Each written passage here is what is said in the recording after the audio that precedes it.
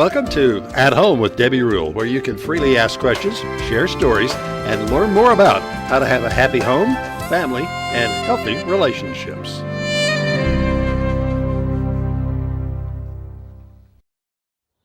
Well, good evening and welcome to At Home with Debbie Rule. We have a wonderful show planned for you tonight to hopefully bring awareness and educate our communities on child abuse and child abuse awareness. April is Child Abuse Awareness Month, so we will be talking about that this evening and throughout the month of April.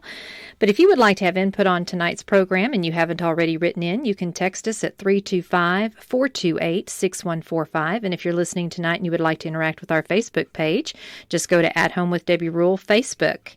We are happy to hear and share with our listeners your thoughts, stories, and testimonies over the next hour that we spend together. Every week I share these statements of how important I believe the home is. I believe every home should be filled with family, friends, food, music, love, and celebration. But most of all, it should be a place to gather, to be cozy, to feel safe, and the peace of God. I feel honored to have those around me year-round, and I love to say I'm at home with family and friends. Stay tuned for Thoughts from Home. At Home with Debbie Rule, your place to discover more about home, family, and relationships. We'll be back. Are you facing a crisis or has something unexpected happened to you? Maybe your home and relationships have been harmed by divorce, or do you have marriage, parenting, or blended family issues, career choices, financial issues, addiction, or just plain old I need to know how to do life better to avoid making so many bad choices? At Home Success Coaching is a great place to start. If you need someone to listen, someone to talk, to process your feelings, insight or advice on how to have a better life, At Home Success Coaching can help you out of a crisis or just help you stay on the right path and reach the goal of having the very best home, family, and relationships possible. At Home Success Coaching is a nonprofit organization and there is no charge for our services or programs that are offered. Visit at homesuccesscoaching.com. That's at homesuccesscoaching.com, helping one home at a time. Well, welcome back. This is Thoughts from Home. Child Abuse Prevention Month was created because child abuse and neglect was both widespread and too often invisible. Our children are our future. It may be a cliche, but it's still true that more adults can have a positive impact on child's experiences, the stronger the society will be. A safe, stable, and nurturing environment can be a proven positive effect on brain development.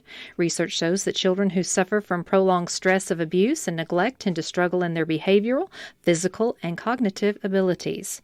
The effects of early trauma tend to continue through generations.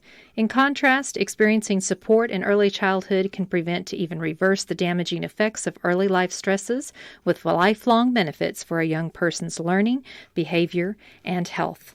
Whatever seeds have been planted or not planted will affect a person's health, ability to learn, and ultimately the earning power. Child abuse and neglect doesn't stem from just one cause, which is why stopping it in this destructive cycle is so difficult. Living in a community with a high rate of violence, limited access to social services, poverty, and unemployment are all factors. Addressing community needs by giving families support has much more impact and cost much less than attempting to address the consequences of adversity after a child has grown up.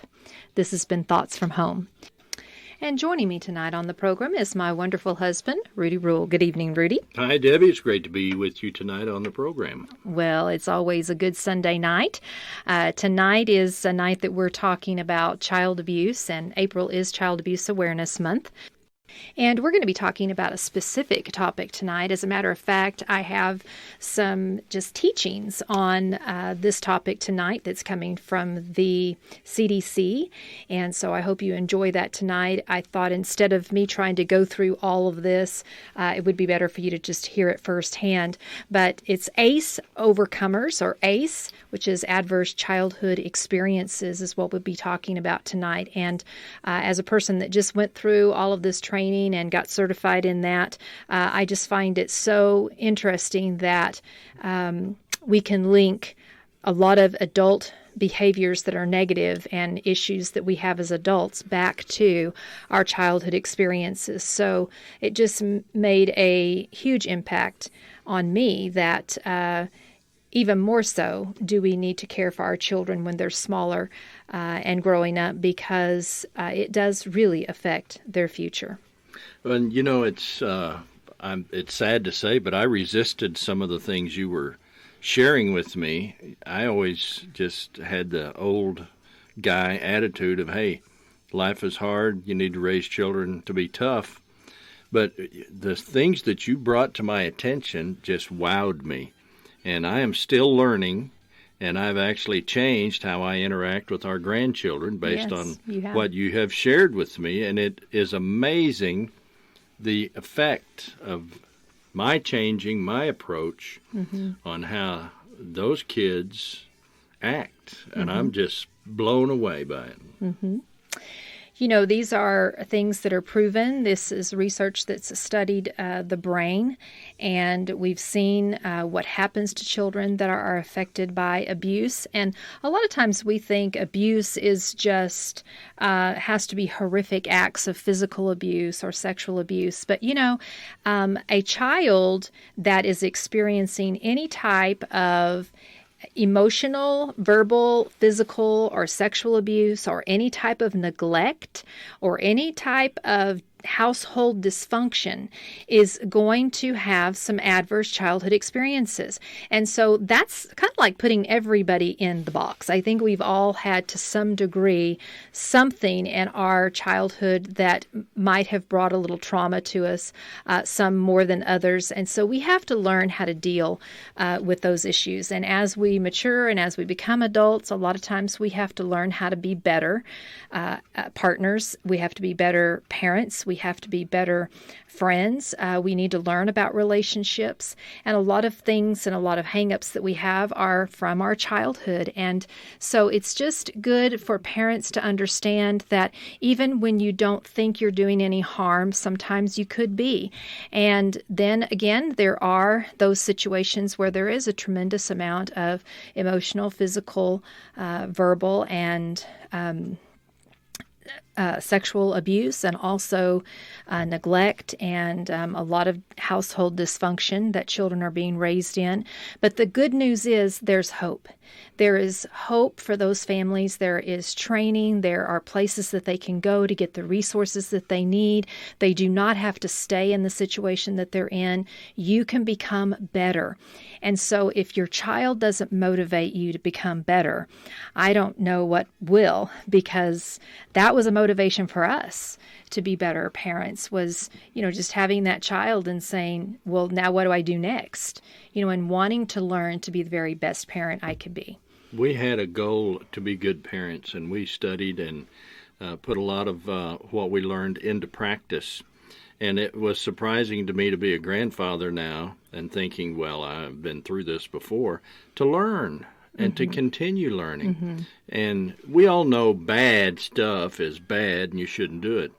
But there's other stuff that we do that we think, well, it's not bad. It builds character. It's good for them. And I'm talking about any kind of negativity and a negative attitude or control, anger word, or it's just amazing the impact it has on that child's psyche.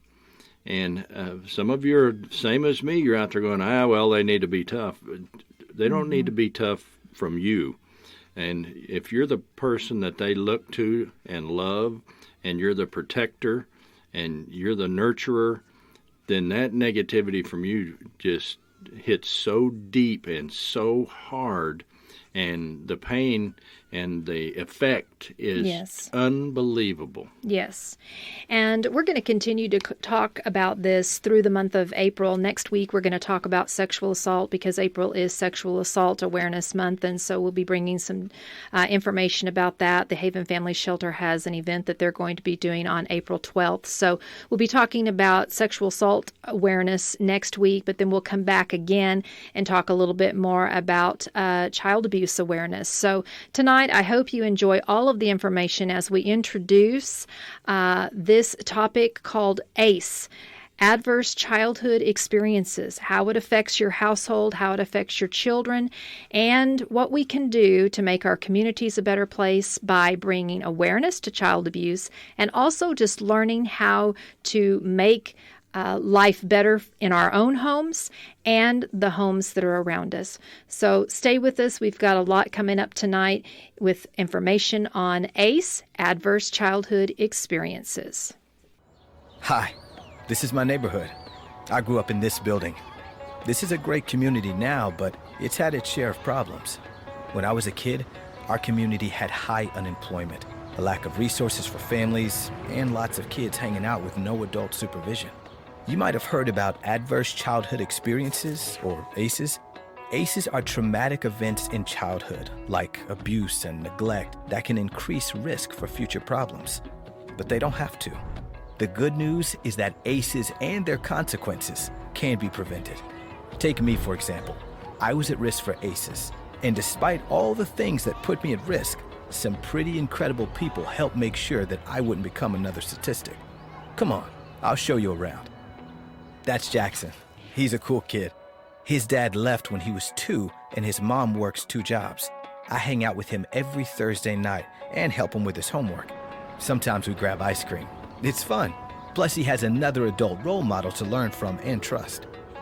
That's Mr. Martino. When I was a kid, he let me help him at the store sometimes after school when my parents were working late. He did that for a bunch of us. My dad actually found his job as a mechanic because of Mr. Martino. This helped our family in so many ways. Not only did my dad have a steady paycheck, which eased his stress about paying rent and buying necessities like food and clothes, but he was also a lot nicer to me, my brother, and my mom once he started working a job that made him feel good about himself. When communities come together, they can do so much to prevent ACEs. Mr. Martino and other local business owners put together a series of career workshops to help people like my dad find work. My mom also got a job with a company that allowed her to work from home and spend more time with me and my brother. Mariana has just gotten out of a class about handling challenges of single parenting. The clinic offers free childcare so Mariana's daughter, Ella, can play while Mariana's in class. The class helps parents like Mariana develop positive parenting skills, not just for babies and toddlers, but for teenagers too. This is another way our community has come together to give families the resources they need, and just one more way to prevent ACEs. This was my school, Riverside Middle, right in the heart of town. These kids are here for a sponsored summer camp. This community-supported program helps families with affordable, quality childcare and helps kids get tutoring and learn life skills. When I was a kid, I spent a lot of time at this school all year long. There was one counselor, Miss Greer, who I remember more than anyone. She was a really good listener. Miss Greer helped me and my brother get involved in after-school activities like baseball and soccer. Our coaches were super nice and were mentors to us. Staying after school for practice kept us and a lot of other kids out of trouble. When schools help take responsibility for preventing ACEs, everybody wins. My life could have gone in a completely different direction. Studies show that ACEs can have long-term negative effects on kids' health and well-being that may last into adulthood and even continue in future generations. But by people and groups taking action, ACEs can be prevented. In fact, there are 5 known strategies that help stop ACEs before they even start. You can implement them in your own community, just like we did. How? By strengthening economic support for families. By changing social norms to support parents in positive parenting. By providing quality care and education early in life. By enhancing parenting skills to promote healthy child development. And by intervening to lessen harms and prevent future risk. So, now you know my story, and you've seen the prevention strategies in my community that helped me beat the odds. I had healthy relationships with my family and friends. I learned how to take care of myself and make good choices. And today, I'm a mentor to other kids who need some extra help so they don't become an ACEs statistic. Safe, stable, and nurturing relationships and environments are essential to prevent child abuse and neglect and to assure that all kids reach their full potential.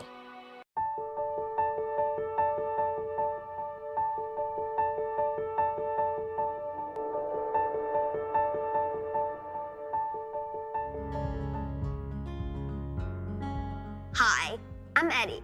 We've never met before, but I bet I'm a lot like other kids you know. I spend most of my time at school.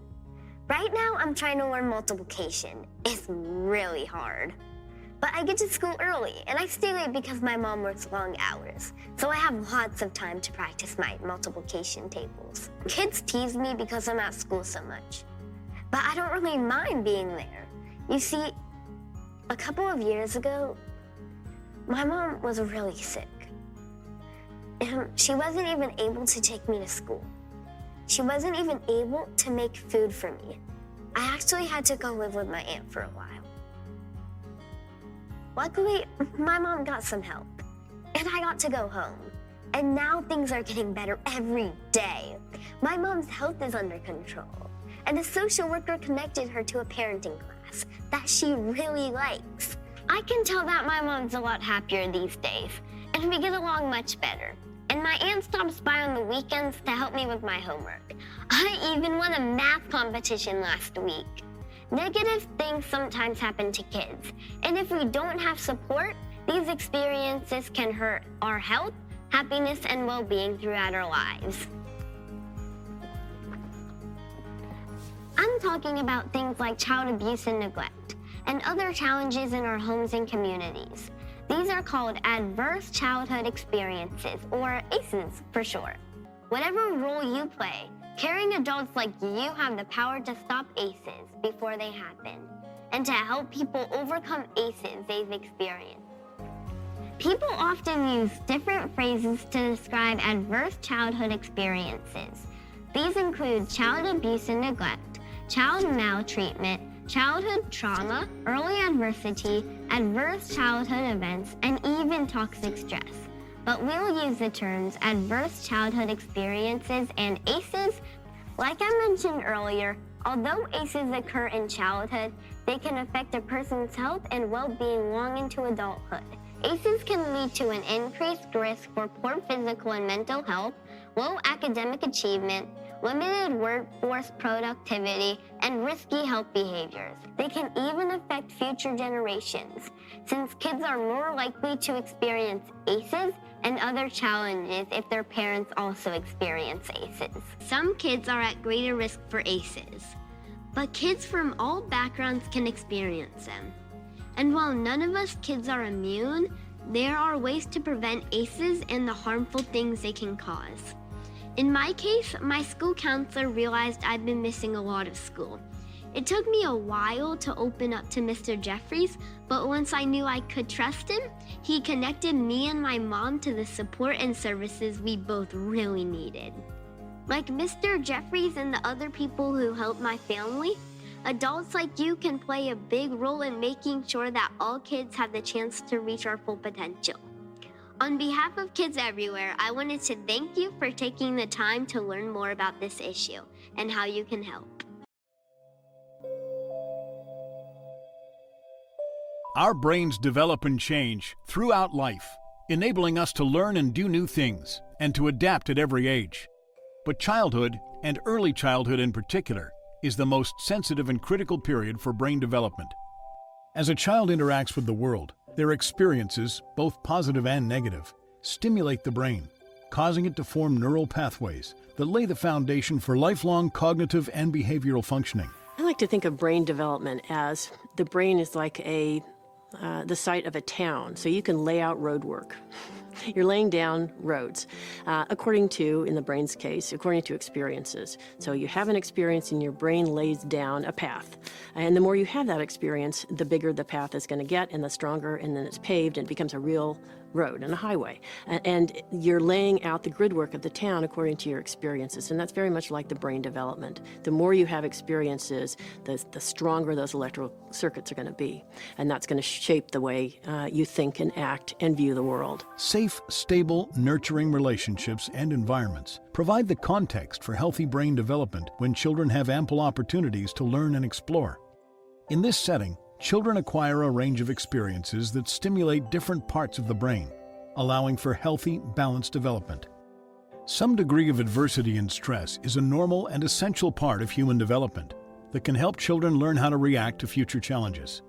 But a child who's repeatedly exposed to adversities like abuse, neglect, or unstable relationships and environments may experience what's known as toxic stress, and this can disrupt brain development. our experiences literally shape the way our brain is developing in the brain architecture. So if you have a baby, a very young baby, who cries when they're hungry, and mother comes over and feeds the baby and helps the baby settle down, the baby goes back to sleep, that happens, 5-10 times a day. And that is laid down, those electrical circuits are laid down in the brain. And so the baby learns that you cry, you get fed, you soothe, and you go to sleep. And that experience is sort of coded into the brain, just like any other experience.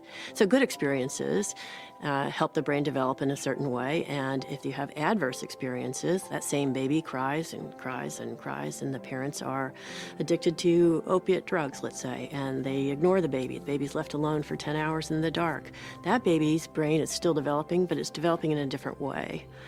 Their experience is much different. And so it is developing in a way that says you can cry and cry and cry and escalate that stress response as much as you want, nothing's going to happen.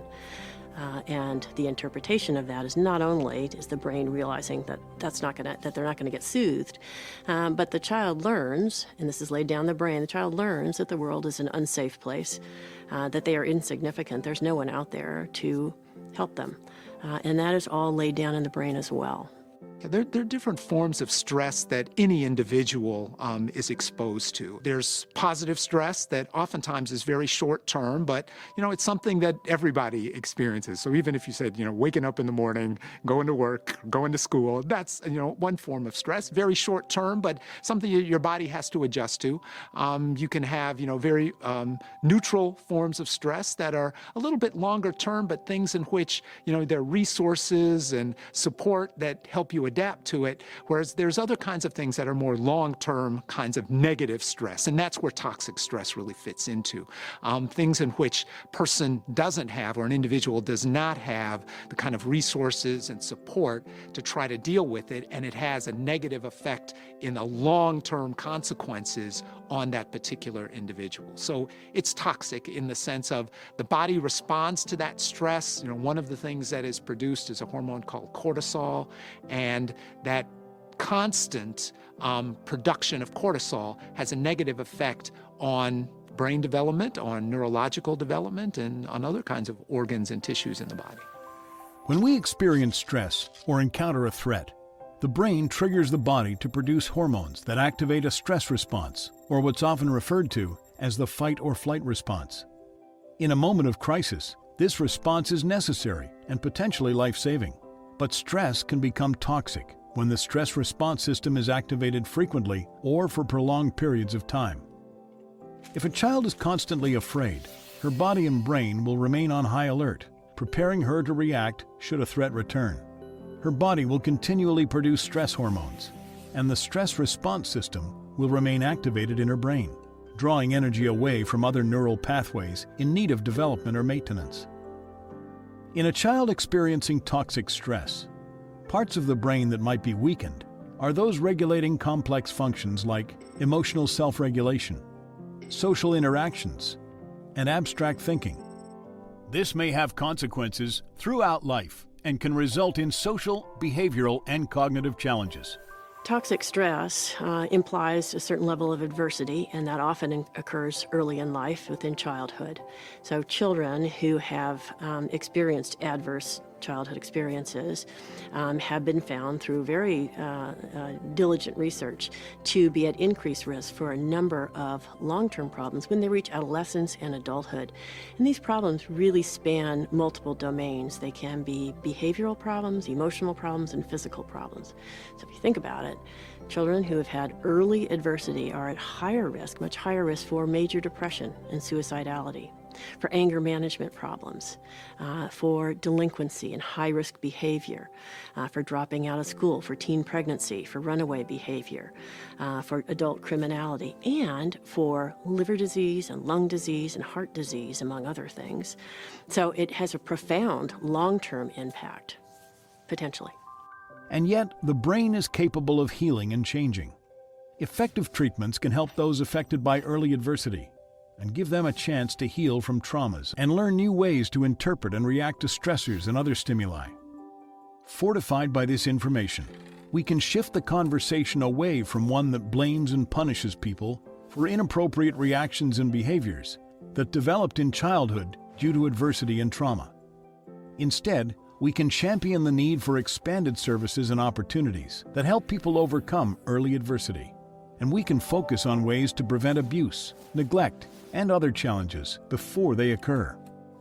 I don't want to imply that any child who experiences early adversity is on a mission where they inevitably will experience these adverse effects long term. That's not the case at all. Many kids are resilient, and so they are able to overcome this adversity very early on and prevent the long-term effects. Some adults will experience those long-term effects, but there are ways that we can help the adults. And very often, I work at a child sexual abuse clinic, and very often our parents will come in, the mother will come in and say, my daughter was sexually abused, and it comes out while I'm talking to her that she was sexually abused as well. She never got therapy. So for 20 years she's been living with this experience and hasn't told anyone. That's not too late. She can still get help. She can still get therapy. She can still work through that. She can still kind of overcome that and move on and not have an increased risk of adversity. There are other social programs that are helpful. For example, programs that help people develop some of those skills that maybe they didn't develop early on. The skills are related to planning, controlling their emotions and controlling their impulses and getting hold of that automatic response that jump to anger, getting hold of that, calming it down, learning how to do that can help tremendously. CDC is the nation's public health agency, and as such, we're really interested in those factors, risk factors and protective factors that influence health. And it turns out that early adversity in the form of violence and other adverse events has a profound impact on health throughout the lifetime. Mental health, impacting infectious diseases as well as chronic diseases. So as such, early adversity and the influence of that is critically important from a public health standpoint, and it's strategic. If we can reduce or eliminate early adversity, we can have an enormous impact on health of the U.S. population and, in fact, people around the world during the course of their entire lives. The categories included in the ACE study do not represent all possible forms of abuse, neglect, household challenges, and other adversities that children may experience. Children can experience many other forms of trauma, including peer victimization, loss of a parent, community violence, historical trauma, war, poverty, and much more. However, the categories included in the ACE study provide a good snapshot of things that occurred during childhood. Well, the ACE study was groundbreaking, or pioneering, if you will, because no one had really tried to look at what happened as children and how it might have an effect later on into adulthood. Most people had looked at maybe some of the injuries, especially physical abuse of children, and how that might have translated into some very specific and oftentimes kind of short-term kind of things. But no one had really looked at, an adult population and seen that, there are other kinds of diseases and conditions that seem to be associated with the adverse childhood experiences. So the ACE study was fantastic in the sense that it showed us those things that now we could try to act on it. So whether it was diabetes or tobacco use, or things like high blood pressure, or things like mental illness, all of those things were shown to be associated with the ACEs that people had not known before and researchers had not known before. Collecting ACE data is really important for informing prevention. For one thing, it really helps us create awareness about this problem. It wasn't too many years ago that people were totally unaware. Violence was thought of as an injury problem alone, just something that caused physical injury. People didn't understand that it also is a factor that contributes to mental health problems, infectious diseases, and chronic diseases. The ACE data has allowed us to demonstrate that, to allow us to make people aware of that. And that is critically important. The first thing you need in order to create a public health response to a problem is to have the public policymakers be aware of the nature of the problem in its full extent. And the ACE data has been critical to accomplishing that. As a part of the study, participants indicated which, if any, ACEs they had experienced before they turned 18. Based on their responses, each participant was assigned an ACE score between 0 and 10 that was used to estimate the amount of adversity the participant was exposed to as a child. In addition to collecting data about their exposure to ACEs, the study assessed participants' current health status and health behaviors to identify connections between childhood adversity and adult health and well-being. The study uncovered a strong relationship between exposure to ACEs and numerous conditions that have a negative impact on lifetime health and well-being. To date, ACEs have been associated with over 40 negative outcomes. Findings from the ACE study led to the development of a conceptual framework that helps explain the connections between early adversities and negative outcomes.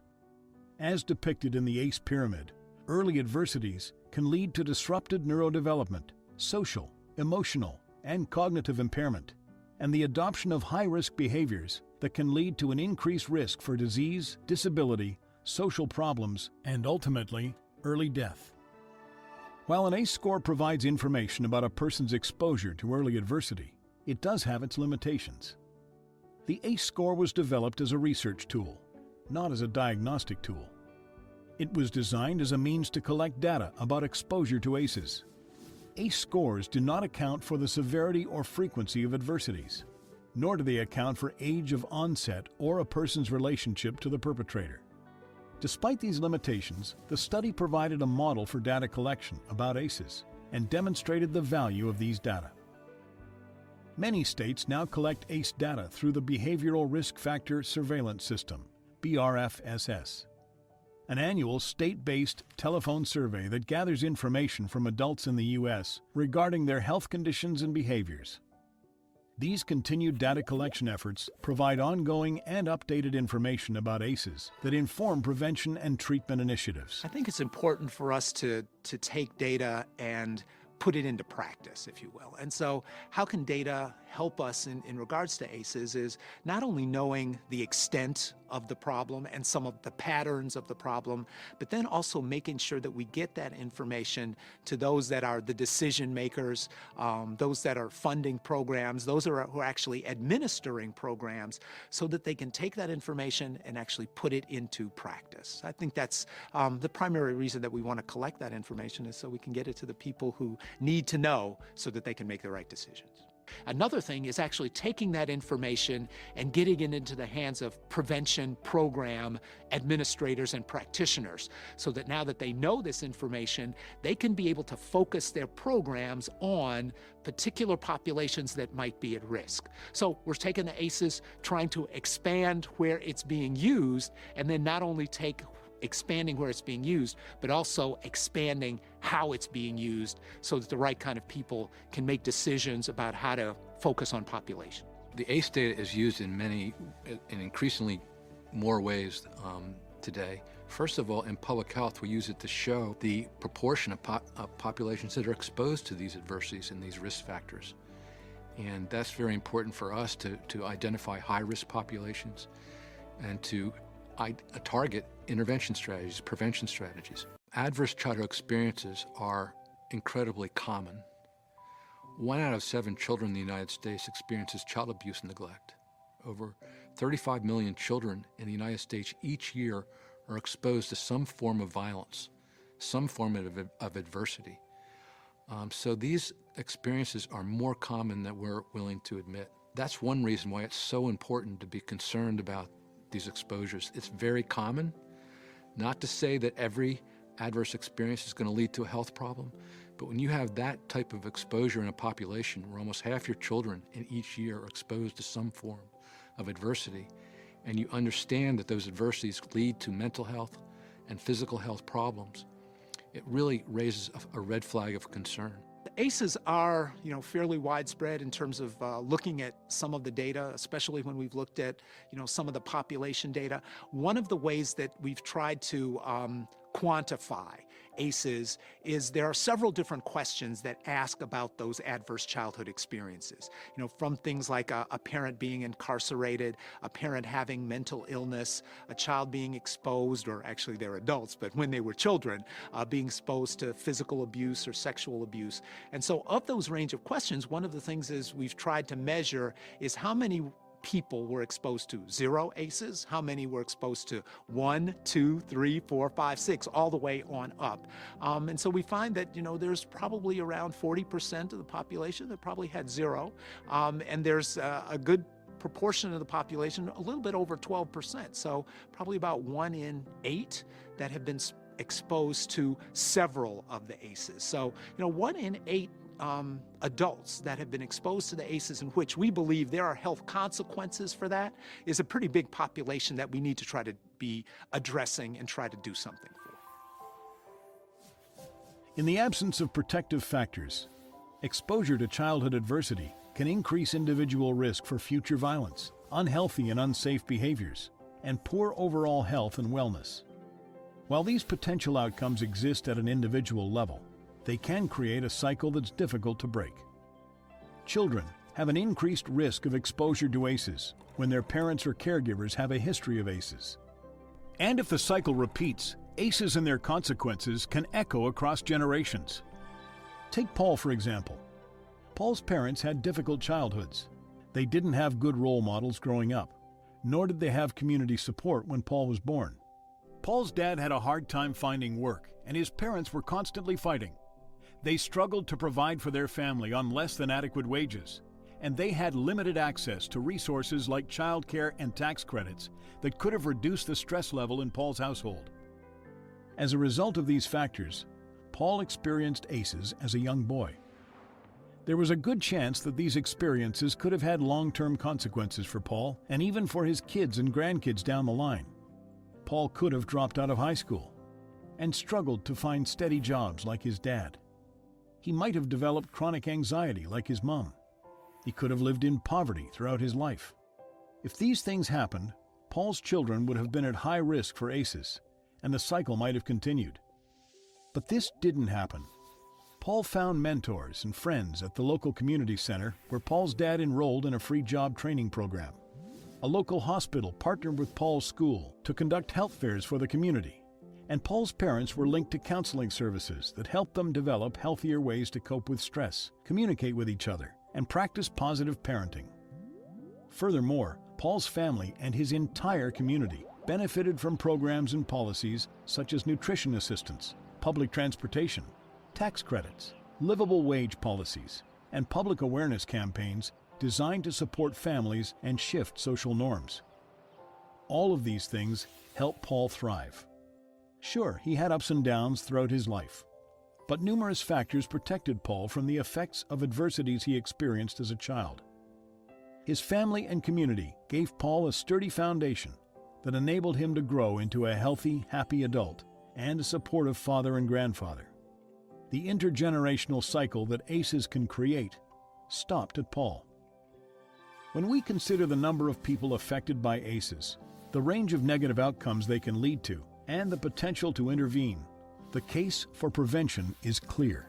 Children who experience early adversity are less likely to graduate high school, and they're more likely to be unemployed and living in poverty as adults. What that means is that their children are now living in early adversity, experiencing early adversity, and are themselves at greater risk of not completing high school, being unemployed as adults, and living in poverty. It helps us to see how early adversity can be passed from one generation to the next, but also how poverty is cycles from one generation to the next. As a society, we can disrupt these cycles with policies that support economic conditions for families, that help to lift them out of poverty through programs and policies. Marilyn Metzler, RN, MPH. Break this cycle of poverty by improving access to high-quality education for all children, to be sure that all children are able to not only have high-quality schools, but to be able to learn in schools. We need to look at why it is that some children are more at risk than others. What puts them more at risk? What are the conditions that they're living in? And what are the policies? Sandra Alexander, MED. For example, safe and stable housing, a livable wage, access to early care and education can be really important. I think it's important to keep in mind that an ACE score doesn't label a person as having an easy or a hard future. Many children who have experienced severe adversity, prolonged adversity early on, are very resilient, very strong, and go on to lead very productive, happy lives. There are individual factors that make some children more resilient than others, and there are environmental factors as well. So we tend to see resilience increased when children have a supportive person in their environment. That doesn't have to be the parent, it could be a teacher, it could be a school coach, but somebody who can help them, support them, believe in them is tremendously helpful. Also children who believe in themselves and have a sense of purpose about their lives and a strong sense of self, strong self-esteem, they tend to have more resilience and be able to handle adversity better than children who may lack those things. So there are certain personality characteristics and traits as well as social factors that can really influence a child's reaction to stress. Welcome back. It can be tough to learn about adverse childhood experiences and the different ways that ACEs can hurt kids. But exposure to ACEs doesn't have to lead to bad things. A lot of people overcome early challenges and go on to lead a happy, healthy, and productive lives. And it is possible to prevent ACEs before they even happen.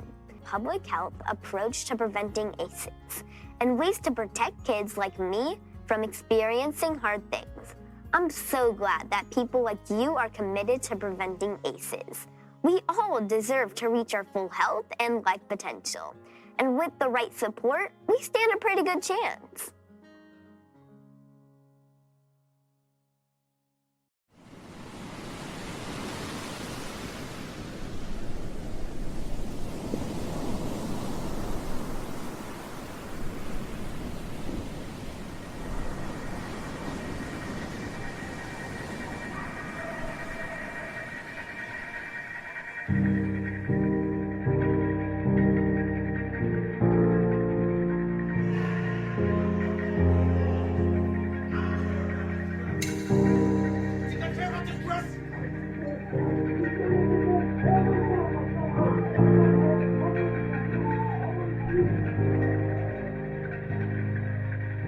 Sometimes someone hurts you so bad.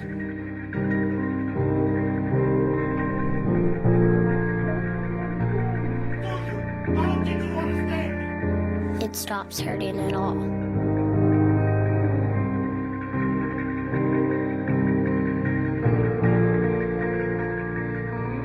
Until something makes you feel again.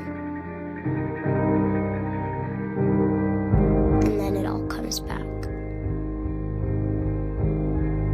Every word, every hurt, every moment. How could you ever understand where I come from? Even if you ask, even if you listen, you do not really hear or see or feel. You don't remember my story. You haven't walked my path. You haven't seen what I've seen.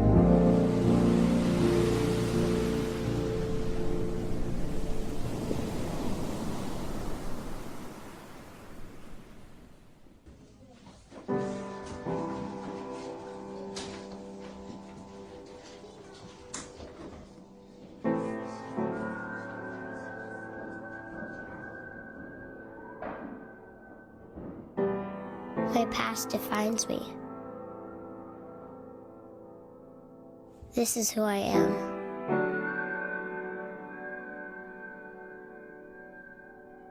I am unseen, unheard, unwanted.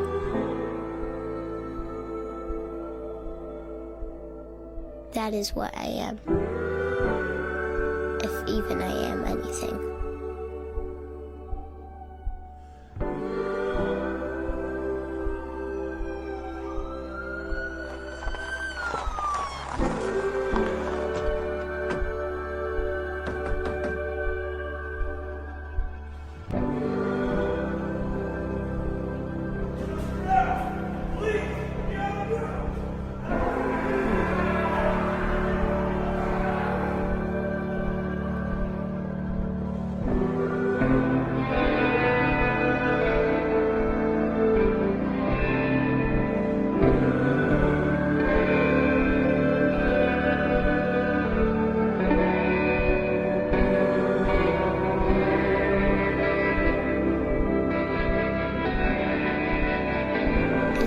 the same thing that held me up forced me down.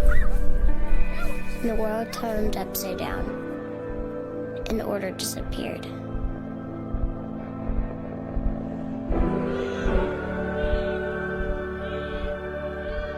Nothing was how it was supposed to be. And a heavy sadness filled my soul.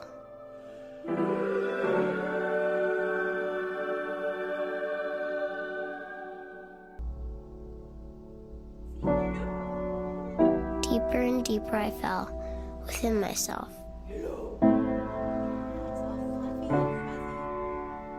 And nothing could draw me out.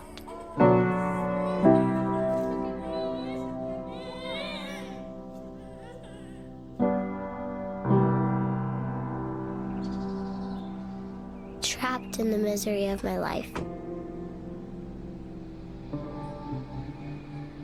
Lost in the sorrow of my soul.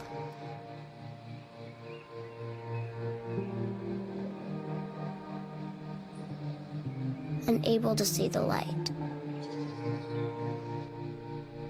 Unable to see the dawn. To feel. To hope. What are you doing picking my To dream.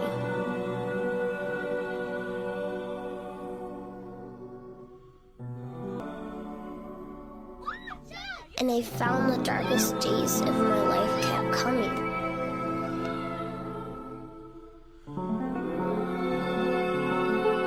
The blackest nights for my soul never stopped.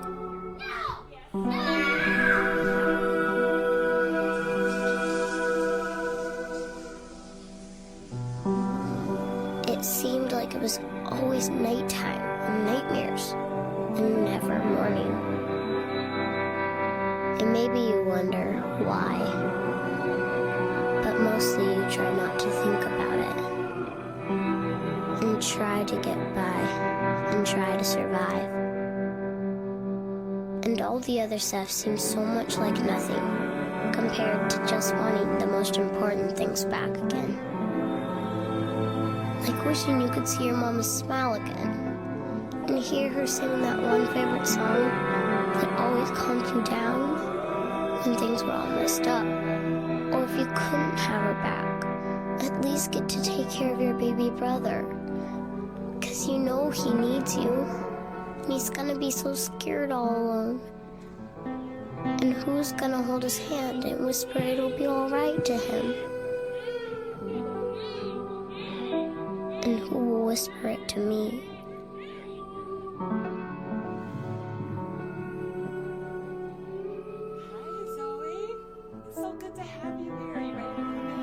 I know I am helpless, dependent, desperate. But what happens when those you need the most threaten your very existence? I've heard plenty of promises, and they all sound the same. But push hard enough, and sooner or later, they all prove to be empty. The sun comes up every morning, but do you know where? Each place, it's somewhere different. It's hard to find east when you keep moving around. But at least it comes.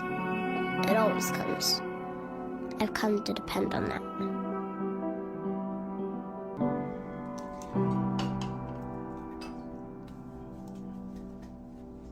And slowly seasons changed around me.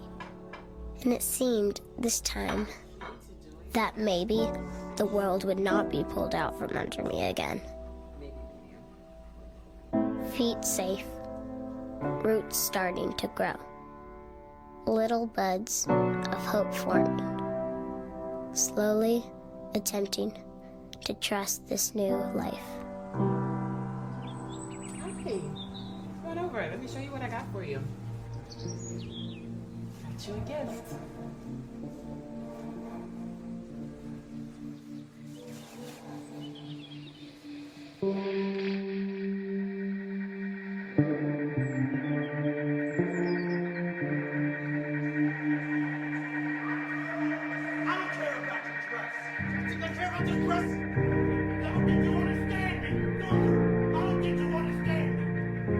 wish someone would tell me it's gonna be okay. I swear to God, you touch me again, I will kill you. Touch me! Don't care about That one day, maybe, I feel normal. That I won't always be alone. That I'll have a mommy who will hug me and be strong for me. Because maybe I can't do it all by myself.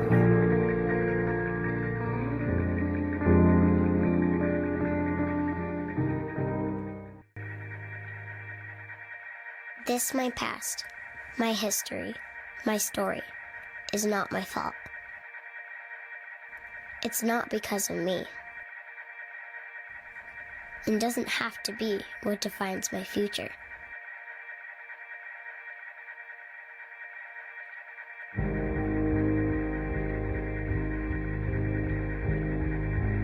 I am lovable. I am worthy of care. And that glimmer of light, it makes all the difference. The glimmers of light give me hope that someday my summer will come.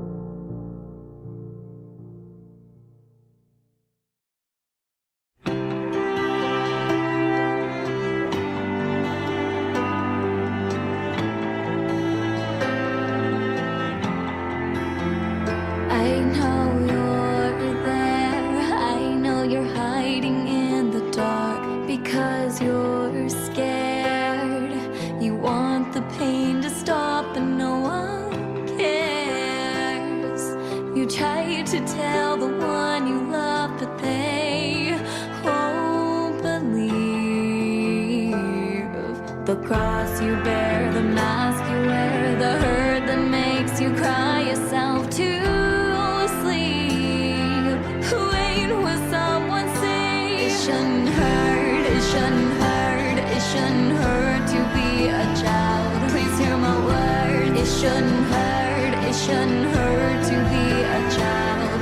You can run to me, I'll put my arms around you. It shouldn't hurt, it shouldn't hurt, it shouldn't hurt to be a child.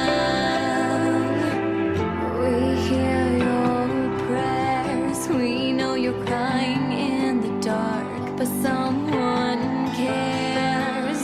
We want the pain to stop, please don't be scared. Find the strength to find someone, I promise you, someone will believe.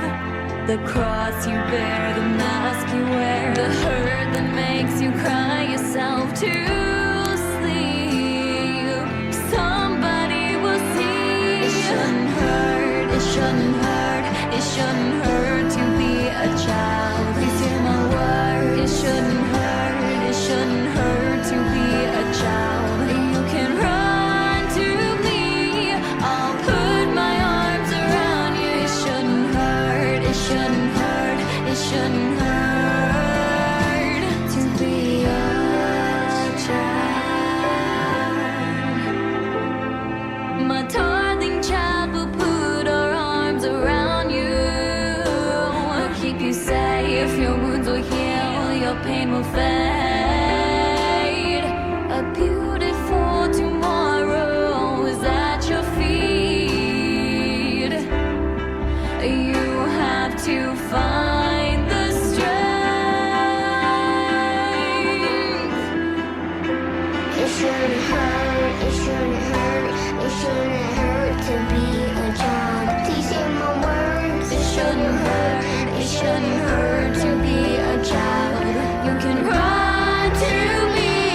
I'll put my arms around you. It shouldn't hurt. It shouldn't hurt to be a child.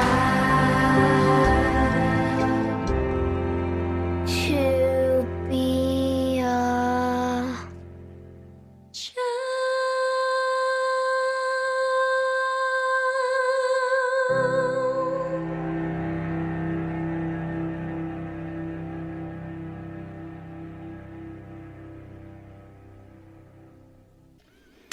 It Shouldn't Hurt to Be a Child. That's an original song about child abuse awareness featuring Callie Kathleen.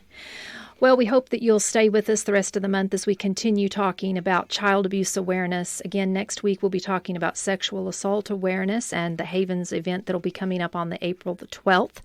And then we'll be back again to talk more about child abuse awareness. Hope you enjoyed our information tonight about ACE, Adverse Childhood Experiences, and bringing awareness to things that we can make better in our communities. Well, I like that approach, make things better. What can I do to make things better? So if you take that attitude of how can I do something to make things better, if we all did that, things would get better, and they would be much, much better. Yes. Well, a lot of that is just bringing awareness and being aware and learning ourselves. So I hope that you enjoyed the information about ACE, Adverse Childhood Experiences. We will be continuing to talk a little bit more about that and other topics that have to do with child abuse awareness, teaching ourselves and our neighbors and our friends how to be better parents, how to be better neighbors, just making our community better by helping to be the very best that we can be for our children. For our children are our future. And that is something that we like to say, and we say it lightly, but the truth is our children are our future. So I hope each and every one will step out and do what they can do to make our community a better place and to help prevent and bring awareness to child abuse. Well, before we close out, we want to just let everybody know that this is National Blue Ribbon Week. And so if you would like to participate in just bringing awareness to child abuse, we do have this information on our website at kneoradio.com. If you go to the home page, there's just on the very right-hand side, they have this information there just kind of underneath the ad. But it's Blue Ribbon Week, and Monday is Don't Turn Your Back, Wear Your Clothes Backwards. Tuesday, April 5th is Shine Like a Light, Wear Bright and Neon Colors. Wednesday, April 6th, Wake Up to Child Abuse. If you can wear your pajamas to work, maybe that would be a good day to do that. Thursday, April 7th, is Stand Together Against Child Abuse. Twins, Dress Like a Friend. Friday, April 8th is Go Blue Day, so wear as much blue as you can on Friday, April 8th. So if you would like to participate in Blue Ribbon Week and you would like a little bit more information, you can go to our website at kneoradio.com, go to the home page, and off to the right-hand side, you'll see Blue Ribbon Week, and it'll tell you exactly what everybody's going to be wearing Monday through Friday next week to bring awareness to Child Abuse Prevention Month. Well, thank you so much for being with us tonight and inviting us into your home. We always love hearing from you and spending Sunday evening with you, sharing our thoughts about home, family, and relationships. From our home to yours, I'm Debbie Rule. I'm Rudy Rule. And we'll see you next week right here at 6 p.m. on KNEL 95.3 FM and KNELradio.com. Have a blessed week. Thank you for joining us today for At Home with Debbie Rule. You can be at home with Debbie Rule every Sunday on KNEL 95.3 FM and KNELradio.com. Follow At Home with Debbie Rule on Facebook and podcast on iTunes. See you next week, At Home with Debbie Rule, for more insights on home, family, and relationships.